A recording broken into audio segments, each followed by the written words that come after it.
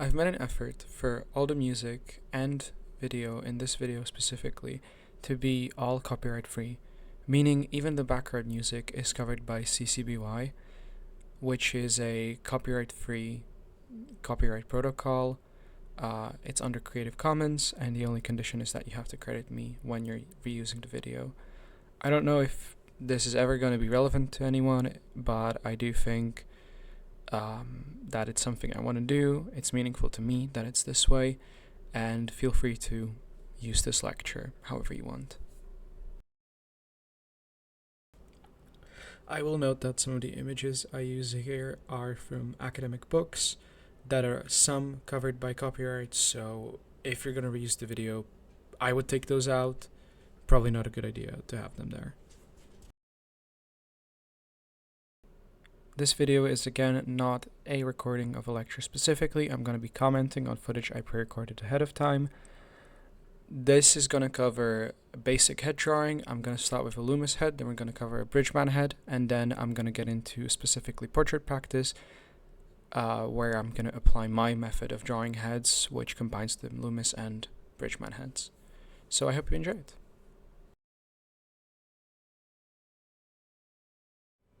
So the Loomis head is pretty simple really. It starts off with a circle that we then get the two halves of. I also wrap around the back, you don't need to do that though. You then cut off the circle, as the infographic I'm hopefully showing on screen should show here. And just to kind of yap about this a little bit, I feel like the Loomis head is really misunderstood by a lot of people.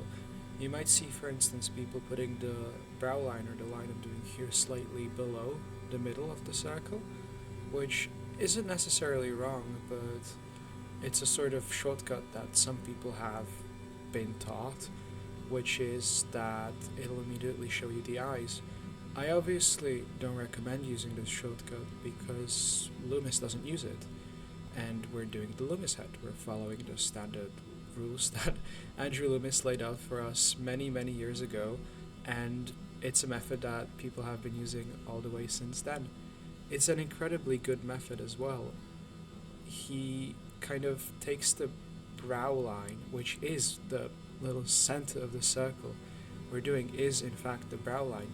He takes that, and we already know that that's exactly where the bone that we have right above our eyes is going to be, the brow.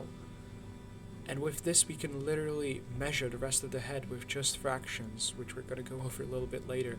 It's so much more practical than just having a line for the eyes. It's useful if you're doing a sort of cartoony style maybe, but if you're ever going to try portraiture, I think this is going to become much more useful for you at least.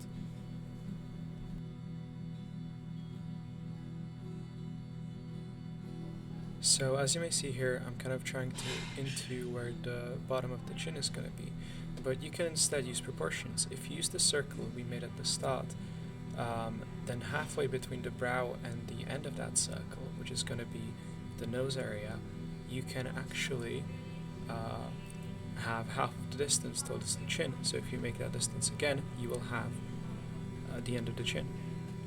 You may notice that the drawings I used here are both from Michael Hamptons' Figure Drawing by Design and Invention, and that's because I think it's one of the best books you can learn figure drawing with. It covers stuff from gesture all the way into head drawing and shading and shape language. I would recommend it if you're just starting out. It's the book that I personally grew up with, and I revisit it a lot because it's genuinely one of the best ones you can get. Nowadays I also incorporated some Michael Hamptons stuff and Bridgman stuff, but I would still say that mostly I am a huge fan of how Michael Hampton does these things, and you can check out his lectures on YouTube too, where he does do head drawing as well.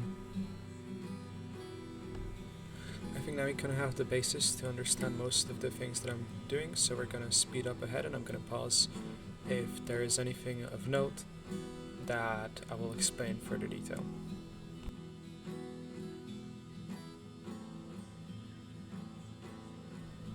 So in here you can kind of see me apply the proportions, just like we discussed normally. Then in here you may notice I'm kind of doing a soft jawline. That's because most people don't actually have a very prominent jawline, and it will sort of blend into the neck which I recommend drawing as well because it's good practice, again, even with the shoulders, and you can even do necklines as I'm doing here. The thing above you just saw me do, that was actually the cheekbone. It comes from the ear into the sort of chin like that. It is a little bit, this is like how it actually is, but there is a simpler way to draw it which you can use. The eyes here are sort of done in a mask-like shape. If you've ever done skulls, you might be familiar with it.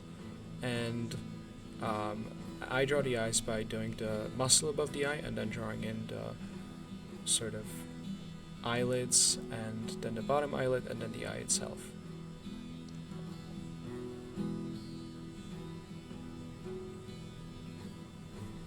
You can see me here on the side sort of illustrating how that is done.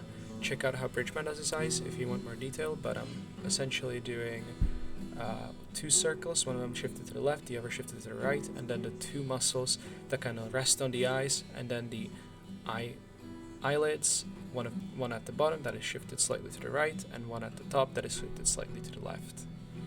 And then the eye duct is a sort of tear-like shape that is just attached to them.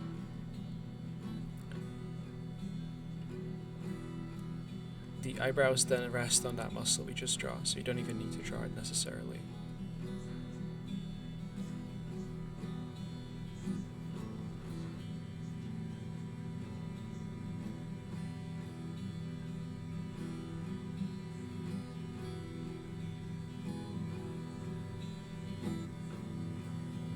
Okay, and that is roughly Loomis.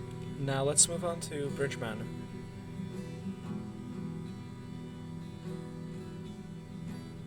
So I'm playing this one at 2 times speed, and you may notice that Bridgman actually starts from a cube. This makes it very practical for perspective. Now I'm not actually using a cube, this is more of a rectangle, and that's because our head is more of a rectangle than a cube. Loomis also uses a rectangle instead of a cube, but you can use a cube and then kind of limit it. Yeah. This line that I sort of have in the middle, so you may notice that the overlap between the 2 lines is going to be where the top of the ear is located. And then we obviously have the neck that's kind of going into it, and the brow line is in the center. Right below the brow line you can do this kind of shape which will give you the rest of one eye and sort of the plane. And you may notice that we're already getting like a very 3-dimensional shape. This makes it a very good alternative for something like the Azaro head, though I would recommend against using the Azaro head in the first place. In the portrait section, we're gonna kind of talk about why I don't like it and what alternatives there are to using the Azaro head as well.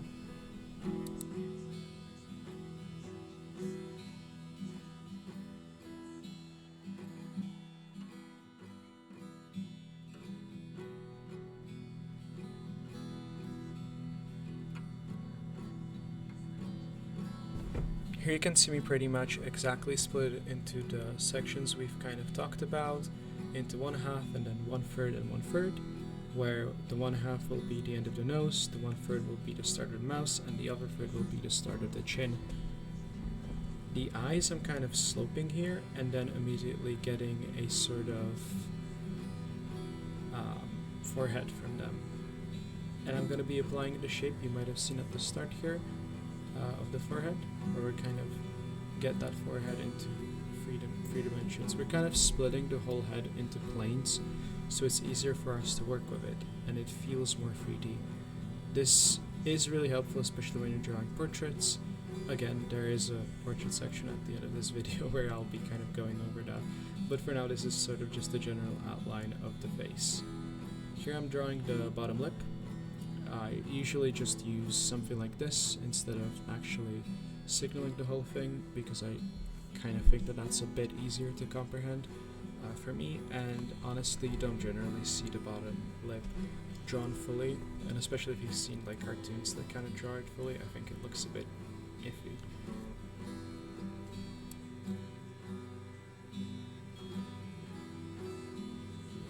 And in here you can kind of again see that I'm doing this sort of bandit mask thing for the eye sockets. That is because that's how our skull has it. It's kind of like if they were wearing sunglasses almost, and it's a really good 3D shape that you can sort of use to draw actual eyes. I do recommend it. We're now going to actually be applying this and having the eyes. I'm first going to make the ridge here.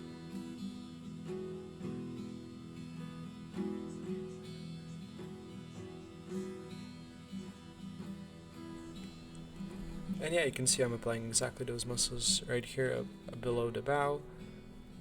And then it's just a matter of getting the eyelids, getting the shading properly, and that's it. You're basically done with a portrait.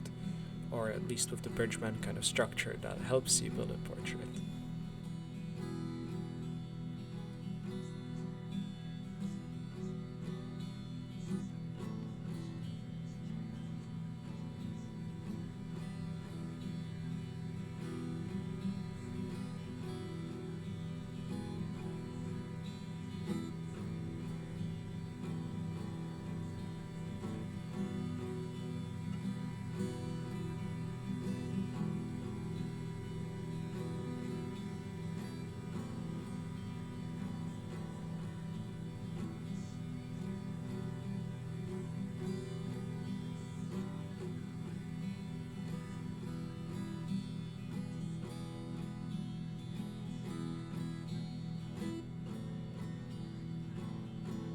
And now as we move on to the individual portrait, you may notice immediately that I'm not actually using any of these methods, but I'm instead starting with a rough gesture.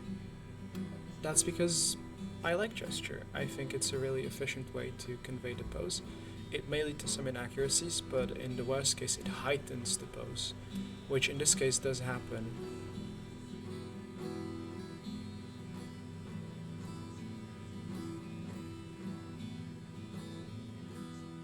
You may immediately notice I'm applying the proportions that we discussed. I split it in half to get the bottom of the nose, and then I get the 2/3 for the mouth and for the bottom of the or top of the chin.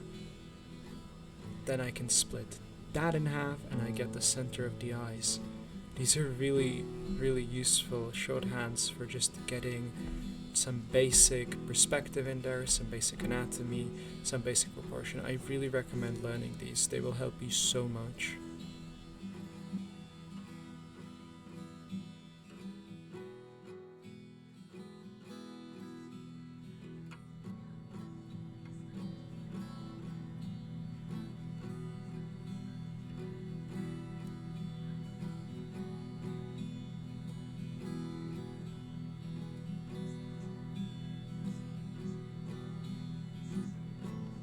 So one thing of note that I'm doing here is that I'm using a plane for the bottom of the lip, for the bottom lip, and you know, you would otherwise do this with the chin as well.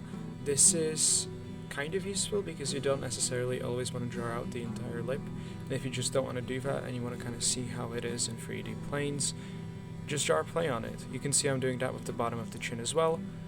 These are some like fairly helpful tips you may come to use or may not, but if you're unsure how something is, just draw a plane on it and it'll kind of help you apply the perspective much better.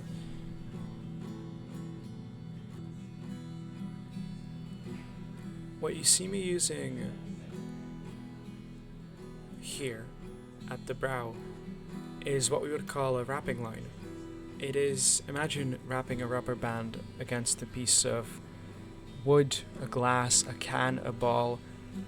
It'll bend a certain shape, and that's what we're essentially doing to convey the perspective of that certain shape. Some people would otherwise split it into squares, which is also an option, but wrapping lines are sort of a way to do that with round objects.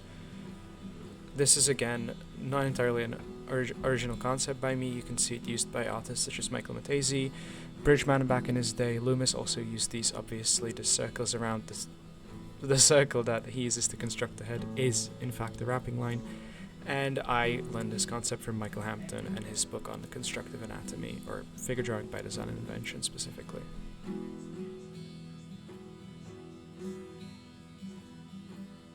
In here I'm kind of beginning to split the sort of overall head shape into planes. This usually means you have a very solid kind of start to the head. Once you start splitting it into planes, you're already making it into fully 3D object. This may mean that you adjust your gesture, which is obvious. The gesture is an initial estimate of how the whole thing will look. Don't be afraid to draw over it. It's there for you to draw over it and change. And don't be afraid if it doesn't look exactly like the reference. The point is we're trying to make it look realistic in the concept of the portrait. As long as it looks like the person, as long as it looks like he's doing something, ideally the same thing but maybe from a different angle, maybe a little bit more extreme, that's good. You may actually see some people like Michael Hamptons themselves always tell you to heighten the poses and make extreme angles, extreme figure drawings. You may see this in comics, especially when someone is throwing something. You see a very smeared frame that's kind of heightening the pose. That's because they're doing a gesture drawing. It's a very good concept to get a grasp of, and generally as you apply more and more structure, the shape will solid a little bit. So even a thing that looks very fluid and kind of over the top at the start will become hardened and hardened as you add that structure. So sometimes when you don't even have that fluid start, as you harden it even more, it'll come to look like a statue or like something that isn't even living. And yeah, I'm using the same approach for hands. I start with a gesture and then I solidify the other shapes. This is one of the best approaches to draw anything because it guarantees that the things that you draw look fluid, look like they're in motion, like they're doing something. You don't have to draw like this. I love constructive anatomy like Bridgman, but I do recommend sort of using that as a base. You don't have to do it. A lot of professional artists don't do it, but sometimes you can kind of see that they don't do it. I'm going to speed up the hand construction in here a little bit. I don't think it's particularly relevant to what we're doing right now, and I did struggle with it a little bit as well. You can see I'm adding kind of planes. I'm trying to make that finger work in different ways. Hands are not my strong suit yet. I'm working on it, but it is something that takes a little bit more time at the very least. I think that's okay. It's not really the focus of the lecture though, so I'm gonna speed it up.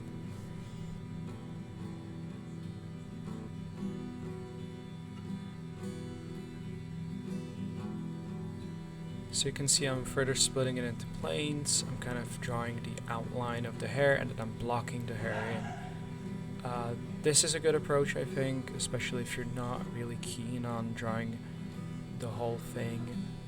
Blocking in shapes is, especially used in painting, it's a really good technique, generally, especially for portrait painting. And if you've got this construction, that blocking in will be incredibly easy for you. As you can see, I'm kind of just hinting at the hair strands here. It's not particularly important as long as you're getting the tone in. And I'm going to do the same with everything else. I'm just going to slightly hint at the tone. We're not here to fully render it, though I could do that if that's going to be particularly important to any of you. But I'm just going to get the hard shadows, draw an outline for them, then get the soft shadows, and just kind of follow the 3D shape that this creates. Do an outline of that 3D shape, then block it in. And that's it. This is generally like the end. We're just rendering now. We already have all the construction we need. Now it's all about the shadow.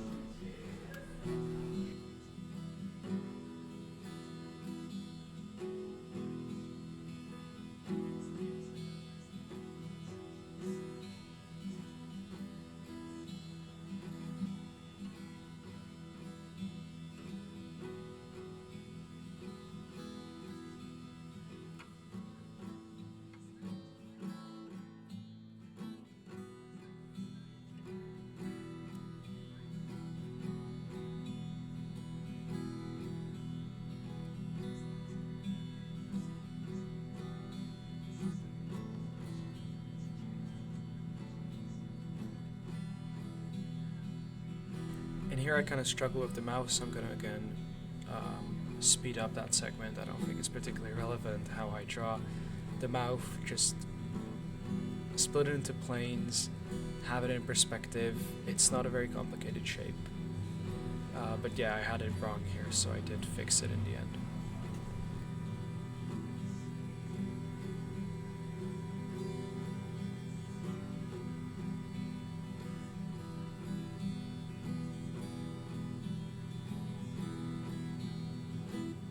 And yeah, that's generally how we draw a portrait. We start with doing some sort of gesture, then we split it into the guidelines. We can adjust those later if we find out that the figure has it a bit differently.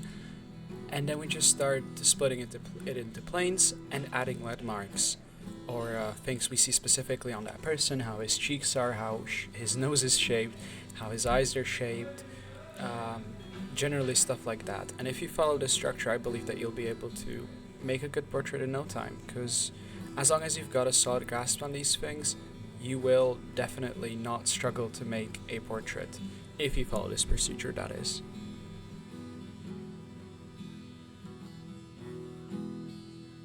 So I really hope you learned something from this. I hope you found it helpful. I'm not a professional. I don't claim to be a professional. I cited plenty of professionals though, and I recommend you check out their work. Michael Hampton, for instance, has a YouTube channel where he covers head drawing. Regardless, I wanted to make this for a friend and for other people who might actually find it helpful. And I hope you did, because I do like making these gestures, and I do like kind of sharing tips that I found out. I think generally, as I've seen a lot of YouTube videos, they don't necessarily teach you these methods in the way the books that they come from teach them. So I don't know if they've learned it somewhere else, or they've learned like a different way from a friend, a different person on YouTube maybe. But I kind of wanted to just come here, present it how it is in the books that kind of cover these topics. And of course I cited the books at the top left. You can definitely, and you should read them if you want to explore these concepts more. And you should check out my other lectures if you want. I have a sort of set of videos covering figure drawing with a similar approach as I did here, though most of them are for a Discord group, so they're a bit unedited. I definitely wouldn't expect anything too fancy, and as those kind of videos went on, I improved a lot myself. Regardless of that though, there is definitely a backlog of my videos that are somewhat good. And yeah, so I will see you when I make another video in about 10 to 12 business years. Thank you, bye.